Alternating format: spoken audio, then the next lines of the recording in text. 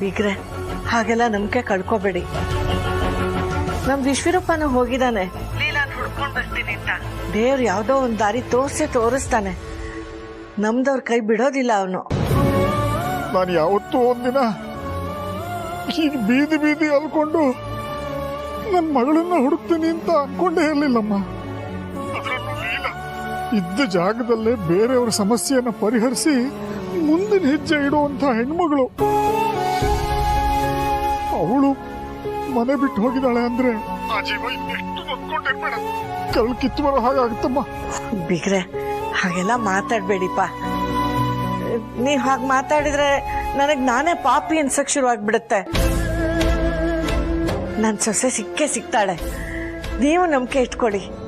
ಆಗ್ಲಮ್ಮ, ನಾ ಹುಡುಕ್ತೀನಿ, ನನ್ನ ಮಗಳನ್ನ ನಾನು ಹುಡುಕ್ತೀನಿ. ಸಿಗ್ತಾಳೆ ಅನ್ನೋ ನಂಬಿಕೆಯಲ್ಲೇ ಹುಡುಕ್ತೀನಿ. ಉಳಿದಿದ್ದೆಲ್ಲ ಭಗವಂತನ ಮೇಲೆ ಹಾಕ್ತೀನಮ್ಮ.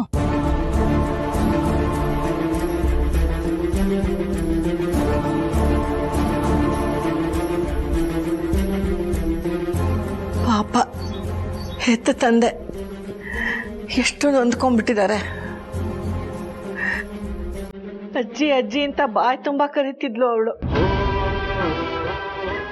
ಅವಳನ್ನ ಅಪಾರ್ಥ ಮಾಡ್ಕೊಂಡು ಅನರ್ಥ ಮಾಡ್ಬಿಟ್ನಲ್ಲ ನಾನು. ಓ ರಾಮ, ಎಂತ ಕೆಲಸ ಮಾಡ್ಬಿಟ್ಟೆ ನಾನು. ಎಷ್ಟು ನೊಂದಿರ್ಬೇಡ ಅಲ್ಲಿಲ್ಲ. ಸಣ್ಣ ಪುಟ್ಟದನ್ನೆಲ್ಲ ಬಂದು ನನ್ನ ಹತ್ರ ಹಂಚ್ಕೋತಿತ್ತು ಆ ಹುಡುಗಿ. ಅಂತ ಇವತ್ತು ಕೇಳ್ದೆ ಮನೆ ಬಿಟ್ಟು ಹೋಗಿದ್ದಾಳೆ ಅಂತಂದ್ರೆ ಅವಳಿಗೆ ಎಷ್ಟು ನೋವಾಗಿದೆ ಅನ್ನೋದನ್ನ ಅಂದಾಜು ಮಾಡಕ್ಕಾಗಲ್ಲ.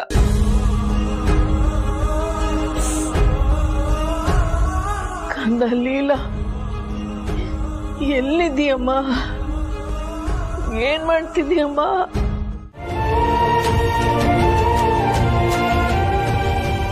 ಏನಮ್ಮ?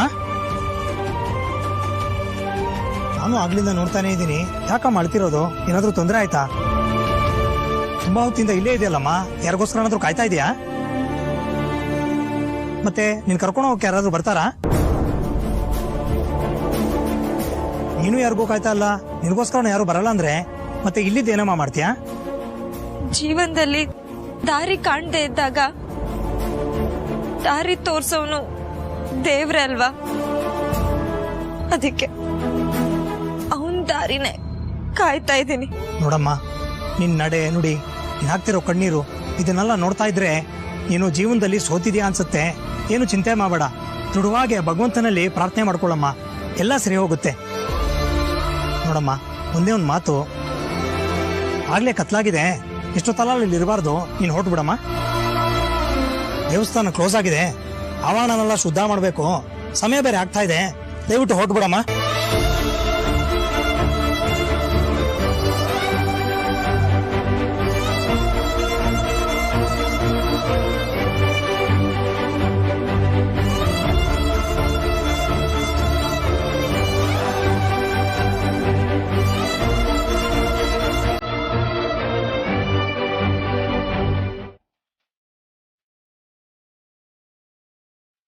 ಏನ್ ಗೊತ್ತು, ನೀವು ಏನು ಯೋಚನೆ ಮಾಡ್ತಿದ್ದೀರೋ ಅದನ್ನೇ ಮಾತಾಡ್ತಿದ್ದೀನಿ ಮೇಡಮ್.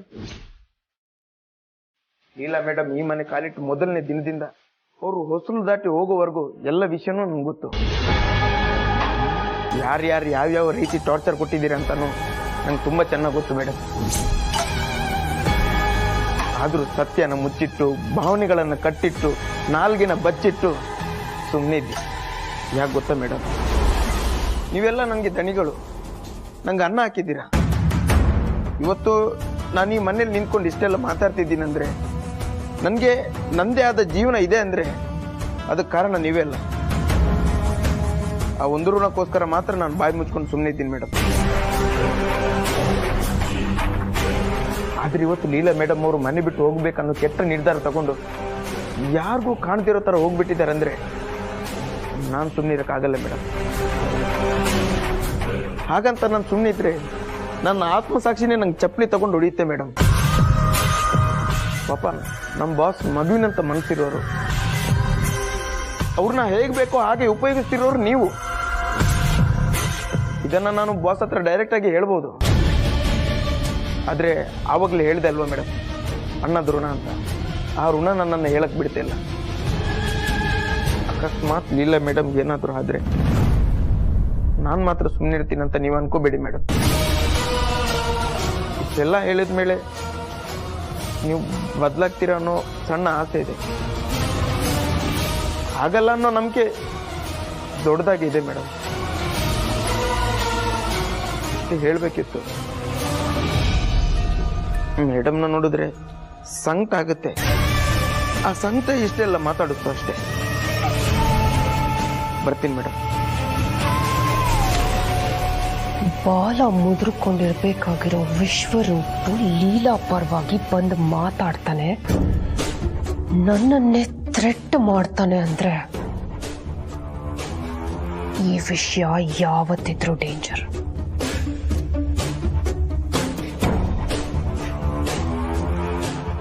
ವಿಷಯ ಏಜೆವರೆಗೂ ಹೋಗ್ಬೋದು. ಮುಂದೊಂದಿನ ಅಂತ ಸಿಚುವೇಶನ್ ಬಂದ್ರೆ ಅದನ್ನ ಎದುರಿಸೋ ಅಷ್ಟು ಮಟ್ಟಿಗೆ ನಾನು ಪ್ರಿಪೇರ್ ಆಗಿರ್ಬೇಕು. ಥ್ಯಾಂಕ್ಸ್ ವಿಶ್ವರೂಪ್, ಈ ವಿಷಯನ ನನ್ನ ಹತ್ರ ಬಂದು ಹೇಳಿದ್ದಕ್ಕೆ. ಇವನು ಎಷ್ಟೋ ಜನಕ್ಕೆ ಎಷ್ಟೆಷ್ಟೋ ಕಷ್ಟಗಳಿಗೆ ತಕ್ಕನಾದ ಉತ್ತರ ಕೊಟ್ಟಿದ್ದಾನೆ. ಅಂಥದ್ರಲ್ಲಿ ಈ ಸಾಯೋ ಮುದುಕೆ ಕಷ್ಟದಲ್ಲಿದ್ದಾಳೆ ಅಂತಂದ್ರೆ ಉತ್ತರ ಕೊಡದೇ ಇರ್ತಾನ? ಈಗೇನ್ ನೀನ್ ಹಚ್ತೀಯೋ ಇಲ್ವೋ?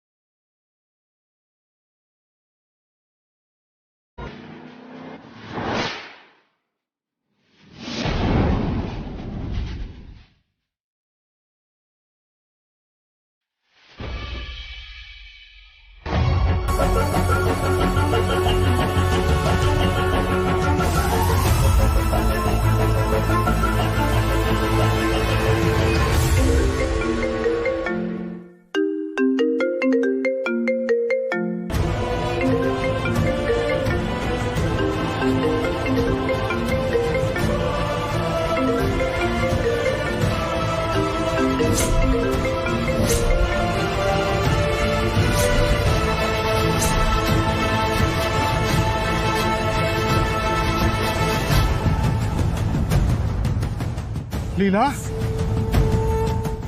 ಲೀಲಾ, ಇಲ್ಲ ಇದೆಯೇನಮ್ಮ? ಲೀಲಾ, ಪುರೋಹಿತ್ರೆ, ಏನಾಯ್ತು ಸ್ವಾಮಿ? ಇದು ನನ್ನ ಮಗಳ ಫೋನು. ಅವಳಿಲ್ಲಿ ಬಂದಿದ್ಲ, ನೋಡಿದ್ರ? ಹೌದು, ನೋಡಿದೆ. ತುಂಬಾ ಬೇಜಾರಿದ್ಲು. ಆಕೆ ಹಾವ ಬಾವ ಹಾಕಿದ ಕಣ್ಣೀರನ್ನ ನೋಡ್ತಿದ್ರೆ ಬೇರೆನೇ ಅನ್ನಿಸ್ತಿತ್ತು. ಬೇಗೋಗಿ ನೋಡಿ, ಏನಾದ್ರು ಹೆಚ್ಚು ಕಮ್ಮಿ ಆದ್ರೆ ಅಷ್ಟು ದೊಡ್ಡ ಮಗಳನ್ನೇ ನೀವು ಕಳ್ಕೋಬೇಕಾಗತ್ತೆ. ಅವಳು ಹೋಗಿ ಎಷ್ಟೊತ್ತಾಯ್ತು? ತುಂಬಾ ಹೊತ್ತೇನಾಗಿಲ್ಲ, ಒಂದ್ 5 ನಿಮಿಷ ಆಗಿರ್ಬೋದು ಅಷ್ಟೇ. ಇಲ್ಲೆಲ್ಲ ಇರ್ಬೋದು, ಹೋಗಿ ಹುಡುಕ್ ನೋಡಿ.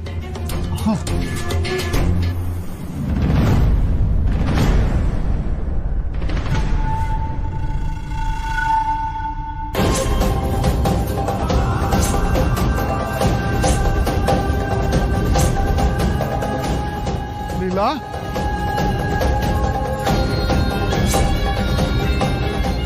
ಲೀಲಾ ಎಲ್ಲಿದ್ಯಮ್ಮ?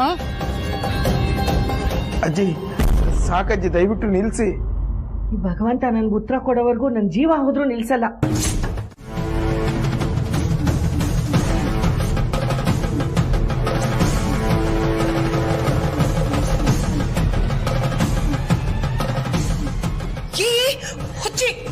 ಏನೇ ಇದಲ್ಲ ಚುಕ್ಕಿ, ಪ್ಲೀಸ್ ಕಣೆ, ಈ ತರ ಎಲ್ಲ ಮಾಡ್ಕೋಬೇಡ ಪ್ಲೀಸ್. ಅಪ್ಪ ನಾನೇನ್ ಕೇಳ್ದೆ ತಾನೆ, ಒತ್ತಾಯ ಮಾಡಿ ಕರ್ಕೊಂಡ್ ಬರ್ಬೇಡ ಅಂತ. ನೋಡಿದ್ಯಾ ಏನಾಗ್ತಿದೆ ಅಂತ?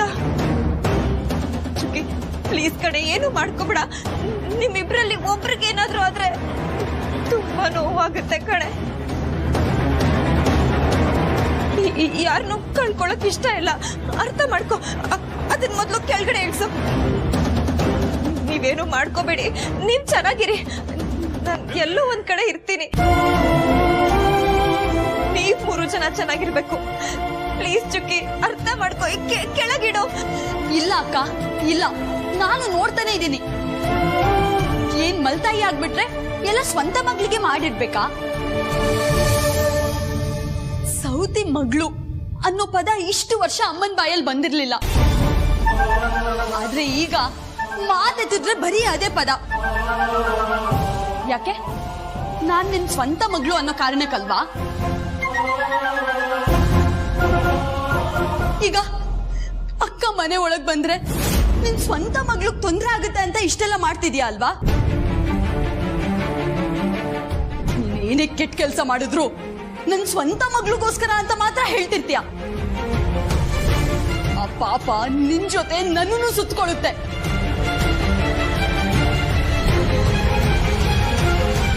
ಅಂತ ಕರ್ಮ ನನಗ್ ಬೇಡ ಅಮ್ಮ. ನಾನಿಲ್ಲಿದ್ರೆ ತಾನೆ ನೀನಿಷ್ಟೆಲ್ಲ ಆಡೋದು. ನಾನಿಲ್ಲ ಅಂದ್ರೆ ನಿನ್ ಯಾರಿಗೋಸ್ಕರ ಕೆಟ್ಟೋಳಾಗ್ತೀಯ ನಾನು ನೋಡ್ತೀನಿ. ಅಪ್ಪ, ಅಲ್ಲೇ ನಿಂತ್ಕೊಳ್ಳಿ. ಯಾರಾದ್ರೂ ಹತ್ರ ಬಂದ್ರೆ ಮೈ ಮೇಲೆ ಹಾಕೊಂಡು ಬೆಂಕಿ ಹಚ್ಕೋತೀನಿ.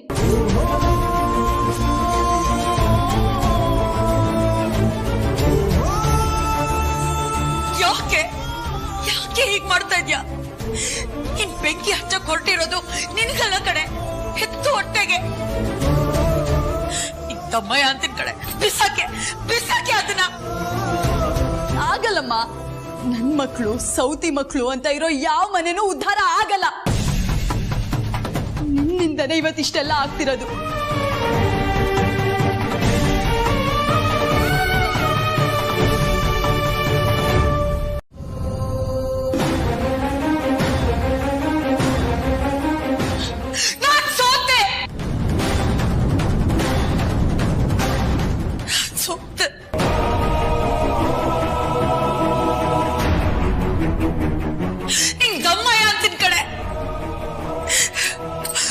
ಲೀಲ ಈ ಮನೇಲಿ ಇದ್ಕೊಂಡು ಸಾಯ್ಲಿ, ನಾನು ಏನು ಕೇಳಲ್ಲ.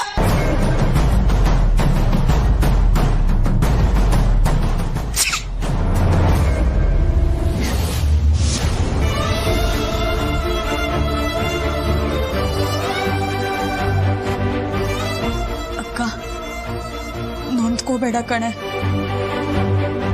ನಾನು ಹೀಗ್ ಮಾಡ್ದೆ ಹೋಗಿದ್ದಿದ್ರೆ ನನ್ನ ಅಕ್ಕ ನನಗ್ ಸಿಕ್ತಿರ್ಲಿಲ್ಲ.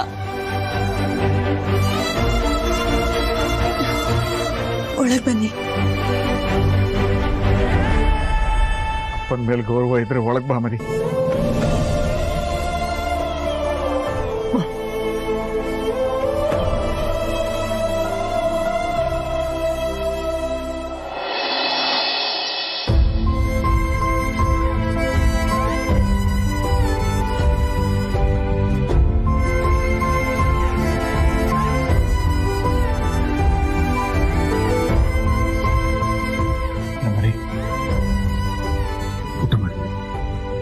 ಬೇಡಪ್ಪ, ಹಠ ಮಾಡಬಾರ್ದು ಮರಿ. ನನಗೋಸ್ಕರ ಊಟ ಮಾಡಮ್ಮ ಪ್ಲೀಸ್ ಅಪ್ಪ. ಅಪ್ಪ ಇರು, ಕೋಲ್ ತರ್ತೀನಿ. ಅಕ್ಕ ಇವತ್ತು ಹಠ ಮಾಡಿದ್ರೆ ಒಂದು ಕೊಡು. ಅಳಕ್ ಬಾಯಿ ತೆಗಿತಾಳಲ್ಲ ಅವಾಗ ತಿನ್ಸಂತೆ. ಇಲ್ಲ, ನನ್ನ ಮಗಳು ಜಾಣೆ. ನನಗೋಸ್ಕರ ತಿನ್ನಮ್ಮ, ಒಂದೇ ಒಂದು ತುತ್ತು ತಿನ್ನಮ್ಮ.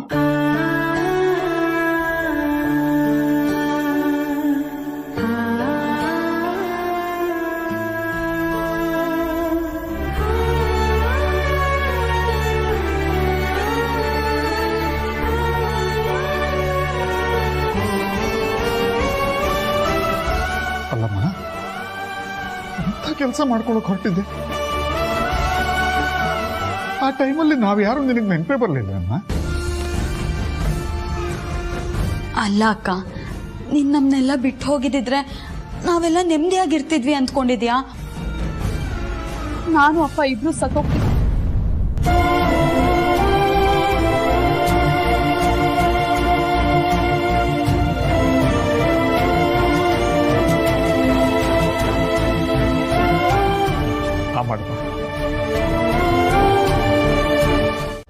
ಕೌಸಲ್ಯ, ನೀನು ದಿನ ಪೂಜೆ ಮಾಡ್ತೀಯಾ, ಆದ್ರೂ ಇಂಥ ಮನೆ ಸೇರ್ಕೊಂಡಿದ್ಯಾ? ನನ್ ಗಂಡ ನನ್ನನ್ನ ತಲೆ ಮೇಲೆ ಹೊತ್ಕೊಂಡು ಚಪ್ಪಾಳೆ ತಟ್ಟೆ ಇದ್ರು ಪರವಾಗಿಲ್ಲ, ತಾಳಿ ಕೀಳ್ದೆ ಮನೇಲೆ ಉಳಿಸ್ಕೊಂಡಿದ್ದಾನೆ. ಇನ್ನೂ ಕೆಲವರು ಇರ್ತಾರೆ ಪಾಪಿಗಳು, ಗಂಡನ್ ಬಿಟ್ಟು ಬೇರೆಯವ್ರ ಮನೇಲಿ ಬಂದು ಅಕ್ರಸ್ಕೊಂಡಿರ್ತಾರೆ. ಸದ್ಯ ಅಂತ ಗತಿ ನನಗ್ ಬಂದೂ ಇಲ್ಲ, ಬರೋದೂ ಇಲ್ಲ. ಅಮ್ಮ, ದೇವ್ರ ಪೂಜೆ ಮಾಡ್ತಿದ್ಯಾ? ಒಳ್ಳೆ ಮಾತಾಡು. ನಾನು ಉಸಿರು ಬಿಟ್ರು ವಿಷ ಅನ್ಸುತ್ತಲ್ವಾ ನಿಂಗೆ? ಏನು ಮಾಡಕ್ಕಾಗಲ್ಲ, ನನ್ನ ಹಣೆ ಬರ. ಸರಿ ಸರಿ, ಆರ್ತಿ ತಗೊಳ್ಳಿ. ಇಲ್ಲ ಬಾಮ್ಮ, ಆರತಿ ತಗೋ.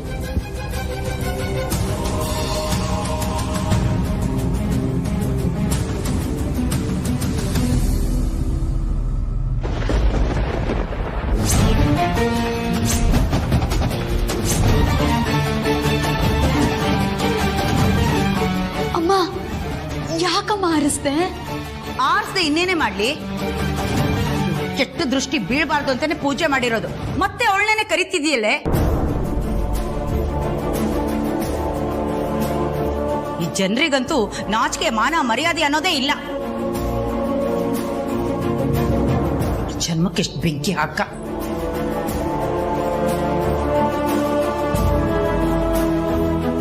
ಅಕ್ಕ, ಅಮ್ಮನ ಬಗ್ಗೆ ನಿಂಗೆ ಗೊತ್ತಲ್ವಾ?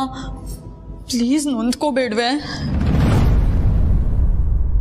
ನನ್ನನ್ನು ಕ್ಷಮಿಸ್ಬಿಡು ಮರಿ. ನಿಮ್ಮ ಅಮ್ಮನ ಬಾಯಿಗೆ ಬೀಗ ಹಾಕಕ್ಕೆ ನನಗಾಗ್ತಾ ಇಲ್ಲ.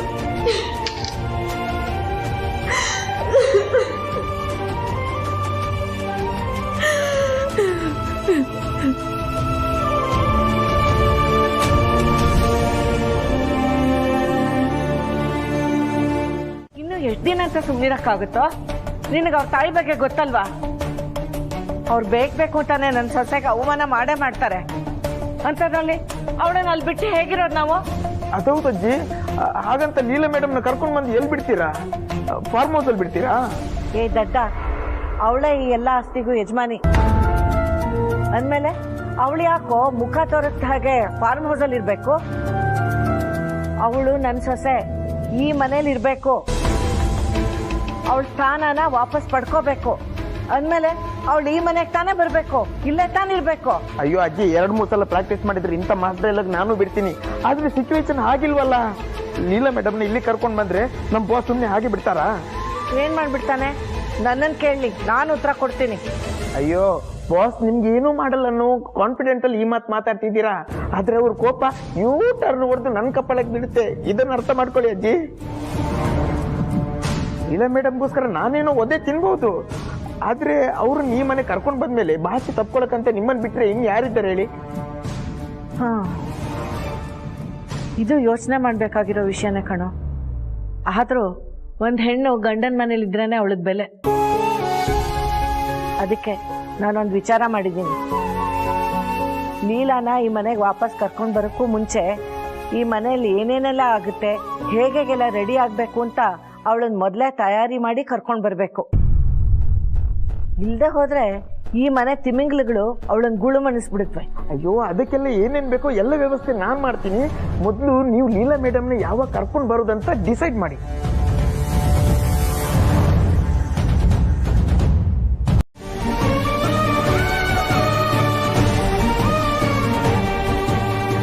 ಲೀಲಾ, ನಿಜನೇನೆ? ಯಾಕೆ ಹೇಗಾಯ್ತು? ಅಯ್ಯೋ, ಚೆನ್ನಾಗಿ ಕೇಳಿದೆ ಕಣ ಕಾವ್ಯ. ಮಾಡಿದ ಪಾಪ ಸುಮ್ಮನೆ ಬಿಡುತ್ತಾ?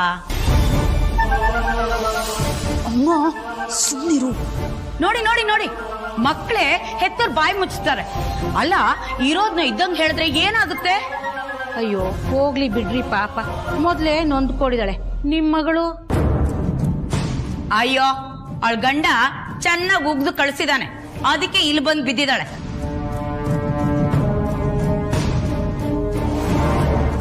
ನನ್ ಮಗಳ ಜೀವನ ತಿನ್ನೋದಕ್ಕೆ ಅಲ್ಲ. 4 ಕತ್ತೆ ವಯಸ್ಸಾಯ್ತು, ಇವಳಿಗಾದ್ರೂ ಸ್ವಲ್ಪ ಬುದ್ಧಿ ಬೇಡವಾ? ಈ ಮನೇಲಿ ಬಂದಿದ್ರೆ ರೇವತಿ ಜೀವನ ಹೇಗೋ ಏನೋ ಅಂತ ಎಲ್ಲ ನನ್ ಕರ್ಮಾರಿ.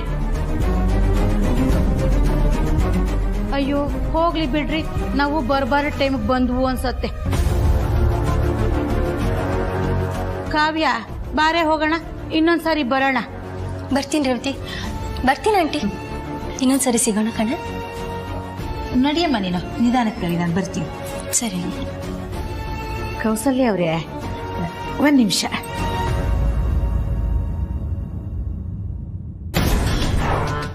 ಅಷ್ಟಾದ್ರೂ ಇನ್ನೂ ಬಂದ್ ಮಾತಾಡ್ತಿದ್ದೀರಲ್ಲ, ನಾಚಿಕೆ ಆಗಲ್ವೇನ್ರಿ ನಿಮ್ಗೆ? ಜೊತೆಗೆ ಗಂಡ ಹೆಂಡತಿ ಇಬ್ರು ಹೊಟ್ಟೋಗಿರ್ತೀರಾ ಅನ್ಕೊಂಡಿದ್ದೆ. ಏಯ್, ಈ ಕೌಸಲ್ಯದು ಬೇರೆನೆ ಲೆವೆಲ್ ಕಣೆ. ನಾನ್ ತಗೊಂಡಿರೋದನ್ನ ವಾಪಸ್ ಕೊಡದೆ ಸುಮ್ನೆ ಬಿಡಲ್ಲ. ನೀನ್ ಅವಳ ಬಗ್ಗೆ ಏನ್ ಬೇಕಾದ್ರೂ ಮಾತಾಡ್ಕೊ, ನಾನ್ ಅದ್ರ ಬಗ್ಗೆ ತಲೆ ಕೆಡ್ಸ್ಕೊಳಲ್ಲ. ಆದ್ರೆ ನನ್ ಗಂಡನ್ ಬಗ್ಗೆ, ನನ್ ಮಗಳ ಬಗ್ಗೆ ಏನಾದ್ರು ಮಾತಾಡ್ದ್ಯೋ, ನಿನ್ ನಾಲ್ಗೆನ ಕಿತ್ತು ಪರ್ಸಲ್ ಇಟ್ಬಿಡ್ತೀನಿ. ನೋಡಿ, ತುಂಬಾ ಓವರ್ ಆಗಿ ಮಾತಾಡ್ತಿದ್ದೀರಾ, ಸರಿ ಇರಲ್ಲ ಇದು. ಏನ್ ಸರಿ ಇರಲ್ಲ ನೋಡು, ನನಗೂ ಲೀಲಾಗೂ ಯಾವ ಸಂಬಂಧನೂ ಇಲ್ಲ. ಅವಳನ್ನ ಇಟ್ಕೊಂಡು ನಮ್ಮನ್ನೇನಾದ್ರು ಕೀಳಾಗಿ ನೋಡಿದ್ರೆ ಸರಿ ಇರಲ್ಲ. ಮತ್ತೆ ಇನ್ನೊಂದ್ ಸ್ವಲ್ಪ ದಿನದಲ್ಲಿ ನನ್ ಮಗಳು ಮದ್ವೆ ಇದೆ. ಅವಳಿಗೆ ಎಂತ ಗಂಡು ತರ್ತೀನಿ ಅಂದ್ರೆ ನಿಮ್ಮನ್ನೆಲ್ಲ ಕೊಂಡ್ಕೊಳ್ಳೋ ಲೆವೆಲ್ಗೆ ಬೆಳಿತೀನಿ. Understand? You better understand me. ಒಳಗಡೆ ಒಂದ್ ಸಂಧಾನ ಇದೆ, ಮುಗಿಸ್ಕೊಂಡ್ ಬಂದು ನಿನ್ ಚಳಿ ಜ್ವರ ಬಿಡಿಸ್ತೀನಿ. ಏ, ಸುಮ್ನೆ ಸುಳ್ಳು ಹೇಳ್ಬೇಡ ನೀನು. ಅಯ್ಯೋ ಅಜ್ಜಿ, ನಾನ್ ಯಾಕೆ ಸುಳ್ಳು ಹೇಳಿ? ಅವ್ರೀಗ ಜಸ್ಟ್ ಒಳಗ್ ಬರ್ತಿದ್ದಾರೆ. ಅದನ್ನ ನೋಡಿದ ತಕ್ಷಣ ನಾನು ನಿಮ್ಮ ಹತ್ರ ಹೇಳೋಣ ಅಂತ ಓಡ್ ಬಂದೆ. ಎಂತ ಒಳ್ಳೆ ಸುದ್ದಿ ಹೇಳಿದ್ಯೋ.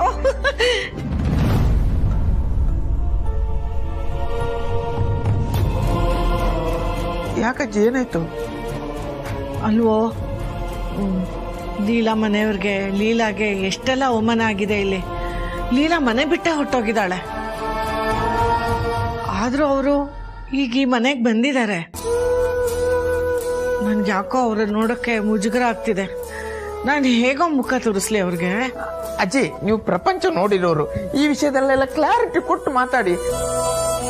ಅದನ್ ಬಿಟ್ಟು ನೀವೇ ಹೀಗೆ ಸುಮ್ನಿದ್ರೆ, ನೀವು ಅವ್ರ ಹತ್ರ ನಿನ್ನೆ ಫೋನಲ್ಲಿ ಮಾತಾಡಿದ್ದೀರ ತಾನೆ? ಮತ್ತೆ ಇವಾಗ ಮಾತಾಡಕ್ಕೆ ಏನಜ್ಜಿ? ಅದು ಹಾಗಲ್ವೋ, ಫೋನಲ್ಲಿ ಮುಖ ಕಾಣೋದಿಲ್ವಲ್ಲ, ಮಾತಾಡ್ಬಿಡ್ಬಹುದು. ಆದ್ರೆ ಆತ್ಮಸಾಕ್ಷಿ ಅನ್ನೋದಿರುತ್ತಲ್ಲ ನನಗೆ, ಅದು ಪ್ರಶ್ನೆ ಮಾಡುತ್ತೆ ಕಣೋ ನನ್ನ. ಅಯ್ಯೋ, ಏನಾಗಲ್ಲ ಅಜ್ಜಿ, ಎಲ್ಲ ಒಳ್ಳೇದೇ ಆಗುತ್ತೆ. ಕ್ಷಮೆ ಸಿಗಬಹುದು ಅನ್ನೋ ನಿರೀಕ್ಷೆಲಿದ್ದೀನಿ. ಅಯ್ಯೋ, ಎಂಥ ಮಾತಾಡ್ತಾ ಇದ್ದೀರಮ್ಮ. ನೀವು ಹಾಗೆಲ್ಲ ಹೇಳ್ಬಾರ್ದು. ಇನ್ನೇನ್ ಮಾಡ್ಲಿ ಬೀಗ್ರೆ, ನನಗಂತೂ ನಿಮಗ್ ಮುಖ ತೋರ್ಸಕ್ಕೆ ಮುಜುಗರ ಆಗ್ತಾ ಇದೆ. ನೋಡಿಮ್ಮ, ಆಗಿದ್ದೆಲ್ಲ ಮರೆತು ಬಿಡಿ. ಇವಾಗ ಬಂದಿರೋ ಹೊಸ ಸಮಸ್ಯೆಗೆ ಪರಿಹಾರ ಹುಡ್ಕೋಣ. ಇದು ಹೊಸದಾಗಿ ಮತ್ತೊಂದು ಸಮಸ್ಯೆನಾ? ಅಯ್ಯೋ, ಈ ವಯಸ್ಸಾದವ್ರ ಮೇನ್ ಮ್ಯಾಟ್ರಿಗೆ ಡೈರೆಕ್ಟ್ ಆಗಿ ಬರಲ್ಲ, ಸುತ್ತಿ ಬಳಸಿ ಬರ್ತಾರೆ. ಬೇಗ ಮಾತಾಡಿ ಬಾಸ್ನು ಮೇಡಮ್ನ ಸೇರಿಸಬಾರ್ದಾ? ಮಕ್ಕಳು ಜಗಳ ಮಾಡ್ಕೊಂಡಿದಾರಲ್ಲ, ನಾವು ಬದುಕಿರುವಾಗಲೇ ನಾವು ಇದನ್ನೆಲ್ಲ ನೋಡ್ಬೇಕಾಯ್ತು ಅಂತ ನೊಂದ್ಕೊಂಡು ಕೂತಿದ್ರೆ ನೋವಿಗೆ ಪರಿಹಾರ ಸಿಗಲ್ಲಮ್ಮ. ದೊಡ್ಡವರಾಗಿ ನಾವೇ ಏನಾದ್ರೂ ಮಾಡ್ಬೇಕು. ಅದಕ್ಕೋಸ್ಕರ ಎಜೆ ಸರ್ಗೂ ಲೀಲಾಗೂ ಮಧ್ಯ ಸಂಧಾನ ಮಾಡೋಣ ಅಂತ ಬಂದಿದ್ದೀವಿ. ಎಂಥ ಮಾತಾಡಿದ್ರಿ ಬೀಗ್ರೆ. ಆಗಿರೋ ಅವಮಾನಕ್ಕೆ ನೀವು ಎಲ್ಲಿ ಈ ಕಡೆ ಬರೋದೇ ಇಲ್ವೋ ಅಂತ ಹೆದರಿದ್ದೆ. ಆದ್ರೆ ನನ್ನ ಕಲ್ಪನೆ ಎಲ್ಲ ಸುಳ್ಳಾಗಿ ಹೋಯ್ತು. ನೀವೀಗ ಬಂದಿದ್ದಿರಲ್ಲ, ಎಲ್ಲ ಒಳ್ಳೇದಾಗುತ್ತೆ. ಎಲ್ಲರೂ ಸೇರಿ ಏನಾದ್ರೂ ಒಂದು ಮಾಡೋಣ.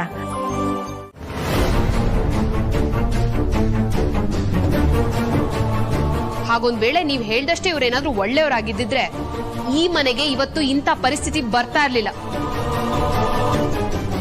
ಏಜೆ ಕೊರಗ್ತಾ ಇರ್ಲಿಲ್ಲ. ಈಗಾಗಿರೋ ಇಷ್ಟೆಲ್ಲದಕ್ಕೂ ಇವರೇ ಕಾರಣ.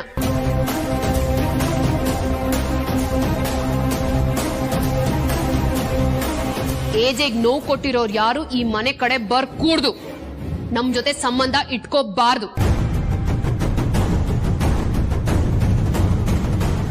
ಇಷ್ಟ ಹೇಳಿದ್ಮೇಲೂ ಇಲ್ಲೇ ಇದ್ದೀರಲ್ಲ, ನೀವಾಗಿ ನೀವೇ ಹೊರಗೆ ಹೋಗ್ತೀರಾ ಅಥವಾ ನಾ?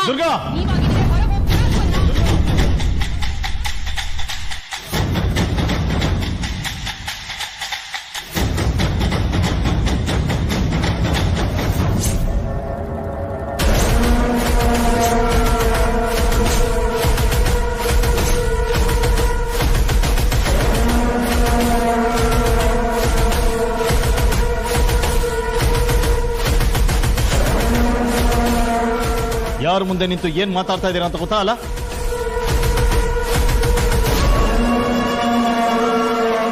ಮನುಷ್ಯತ್ವ ಮಾನವೀಯತೆಯಿಂದ ನಡ್ಕೋಬೇಕು ಅಂತ ಗೊತ್ತಾ ಅಲ್ವಾ ನಿಮಗೆ?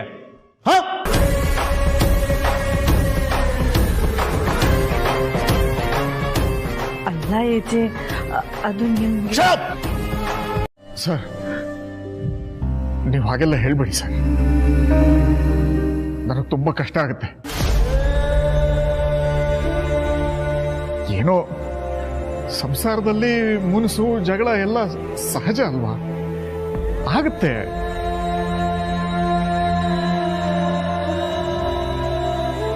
ಮಾತಾಡಿ ಬಗೆಹರಿಸ್ಬೋದೇನೋ ಅಂತ ಬಂದ್ವಿ. ಆದ್ರೆ ಅದ್ಯಾವುದು ಆಗೋ ಹಾಗೆ ಕಾಣಿಸ್ತಾ ಇಲ್ಲ ಸರ್.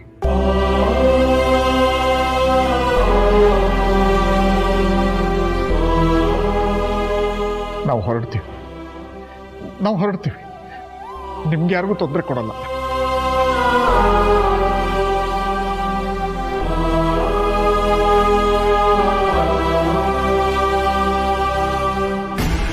ಏನಕ್ಕ ಇದು? ಈಚೆ ನಿಜವಾಗ್ಲೂ ಚೇಂಜ್ ಆಗಿದಾರ ಅಥವಾ ಅದೇ ಥರ ಇದ್ದಾರಾ? ಲೀಲಾ ಮೇಲೆ ಅಷ್ಟೊಂದೆಲ್ಲ ಕೋಪ ಇದ್ರು, ಅವ್ರ ಅಪ್ಪ ಅಮ್ಮನ ಜೊತೆ ಮಾತ್ರ ಇಷ್ಟೊಂದು ಸ್ಮೂತಾಗಿ ನಡ್ಕೊಂತಿದ್ದಾರೆ. ನನಗೂ ಅದೇ ಅರ್ಥ ಆಗ್ತಾ ಇಲ್ಲ ಲಕ್ಷ್ಮಿ.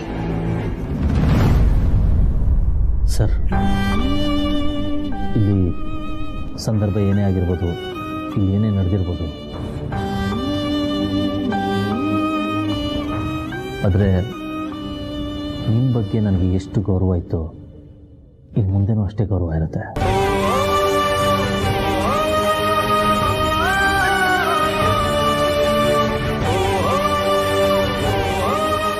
ಆದರೆ ಏನೋ ವಿಷಯ ಮಾತ್ರ ನನ್ನ ಹತ್ರ ತರಬೇಡಿ ಪ್ಲೀಸ್.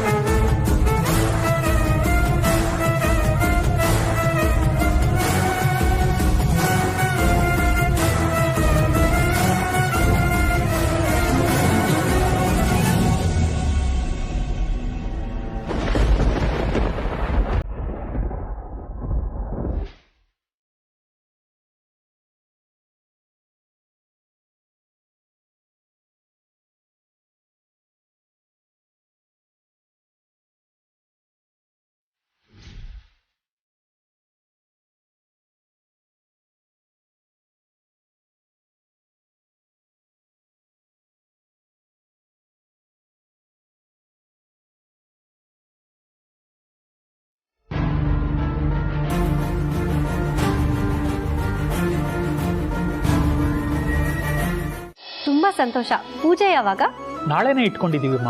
ಹೌದಾ? ತುಂಬಾ ಒಳ್ಳೇದು. ನಮ್ಮಿಂದ ಏನಾದ್ರು ಆಗ್ಬೇಕಿದ್ರೆ ಹೇಳಿ, ಏಜೆ ಬಂದ್ಮೇಲೆ ಹೇಳ್ತೀವಿ. ಏನೂ ಆಗ್ಬೇಕಾಗಿಲ್ಲಮ್ಮ. ನಾನು ಬಂದಿರೋದು ನಾವು ಮಾಡ್ತಾರೋ ಪೂಜೆ ನಿಮ್ಮನೆ ಶ್ರೇಯಸ್ಸಾಗಲಿ ಅಂತ ನಿಮ್ಮ ಮನೆಯವ್ರ ಹೆಸರಲ್ಲಿ ಅರ್ಚನೆ ಮಾಡಿಸೋಣ ಅಂತ ಇದ್ದೀನಿ. ಈ ಮನೆ ಜನ ಹೆಸರಲ್ಲಿ ಅರ್ಚನೆ ಮಾಡಿಸೋಣ ಅಂದ್ಕೊಂಡಿದ್ದೀನಿ. ಅದಕ್ಕೆ ಬರ್ಕೊಂಡು ಹೋದ್ರೆ ಸುಲಭ ಆಗುತ್ತೆ ಅಂತ. ಈ ಮನೆ ಪ್ರಶಾಂತವಾಗಿರ್ಬೇಕು, ನೀವೆಲ್ಲ ಸಂತೋಷವಾಗಿರ್ಬೇಕು. ಅಷ್ಟೇ ತಾನೇ, ಅದನ್ನ ನಾವೇ ಹೇಳ್ತೀವಿ. ಈ ಮನೇಲಿರೋದು 7 ಜನ, ಒಂದು ಈ ಮನೆ ಯಜಮಾನ್ರು. ಏಜೆ ಅವರು, ಅವ್ರ ಮಕ್ಕಳು, ಅವ್ರ ನಕ್ಷತ್ರ ಹೆಸರು ಗೊತ್ತು, ಅವ್ರ ತಾಯಿ ಹೆಸರು ನಕ್ಷತ್ರನೂ ಗೊತ್ತು. ಆದ್ರೆ ಬೇರೆಯವ್ರ ಹೆಸರು ಸ್ವಲ್ಪ ಗೊಂದಲ ಇತ್ತು. ಫೋನ್ ಮಾಡಿದ್ರೆ ಸರಿ ಹೋಗಲ್ಲ ಅಂತ ನಾನೇ ಖುದ್ದಾಗಿ ಬಂದೆ.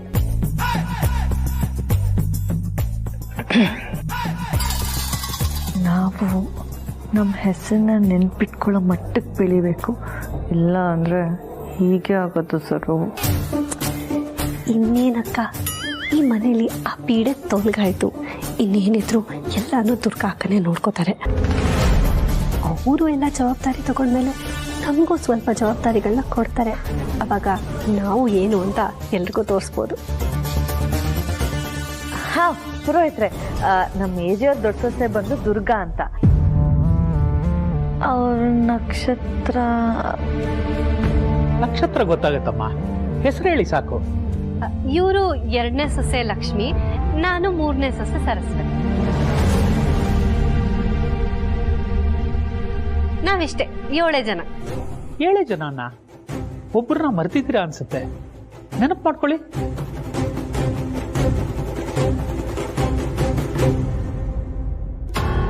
ಇಲ್ಲ ಪುರೋಹಿತ್ರೆ, ಈ ಮನೆಗೆ ಸೇರಿದ ಎಲ್ಲ ಜನದ ಹೆಸರು ಹೇಳಾಯ್ತು. ನಾವಿರೋದು 7 ಜನ. ಈ ಮನೇಲಿರೋದು 7 ಜನ ಅಲ್ಲ, 8 ಜನ.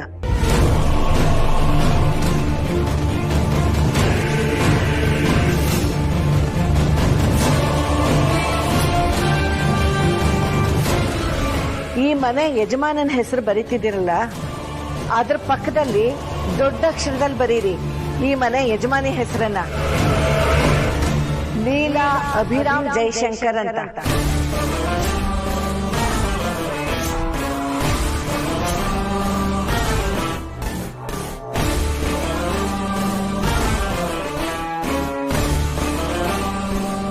ಅದೇ ಅನ್ಕೊಂಡೆ, ಅವ್ರೊಬ್ಬರ ಹೆಸರು ತಪ್ಪೋಗಿತ್ತು. ತಪ್ಪು ಹೋಗಿರೋದನ್ನ ತಪ್ಪು ಹೋಗದೇ ಇರೋ ಹಾಗೆ ನೋಡ್ಕೊಳ್ಳೋಕ್ಕೆ ಅಲ್ವಾ ಪುರೋಹಿತ್ರೆ ನಾನಿರೋದು.